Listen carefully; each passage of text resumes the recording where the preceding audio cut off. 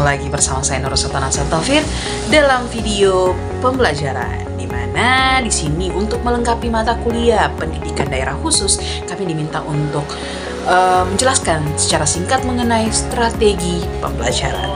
Bagaimana sih strategi pembelajaran atau strategi pembelajaran itu seperti apa?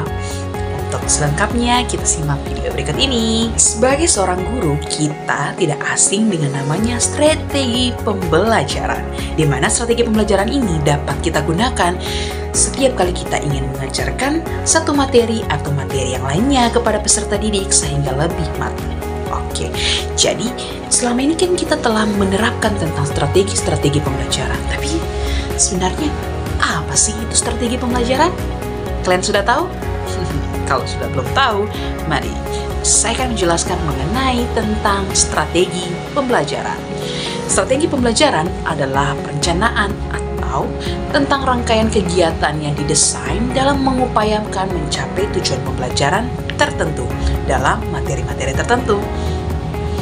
Dalam hal ini, strategi pelajaran menjadi kegiatan yang harus dikerjakan guru dan peserta didik dalam satu proses pembelajaran untuk mencapai tujuan pembelajaran. Bagaimana sih cara menentukan tujuan atau cara menentukan strategi pembelajaran? Seperti ini, kita lanjut. Pertama, kita mempertimbangkan atau mengidentifikasi tujuan pembelajaran yang ingin dicapai. Sebelum kita menentukan strategi pembelajaran yang hendak kita gunakan sebagai seorang guru, kita harus perlu tahu sebenarnya apa sih tujuan atau capaian pembelajaran yang hendak dicapai.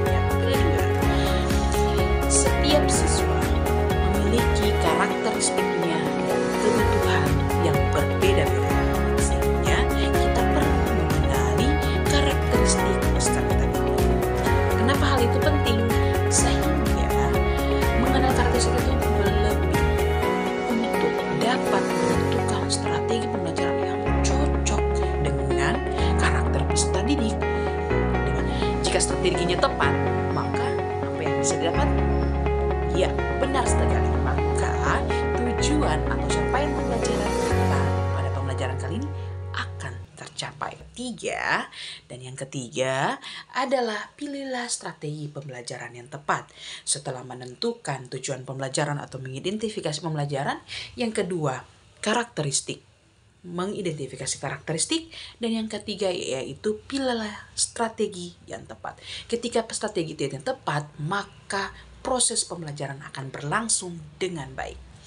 Sehingga apa yang tadi tujuan pembelajaran dapat tercapai dengan maksimal. Itu saja tadi penjelasan dari saya mengenai definisi dari strategi pembelajaran dan bagaimana cara kita untuk memilih strategi yang baik dan tepat untuk peserta didik kita.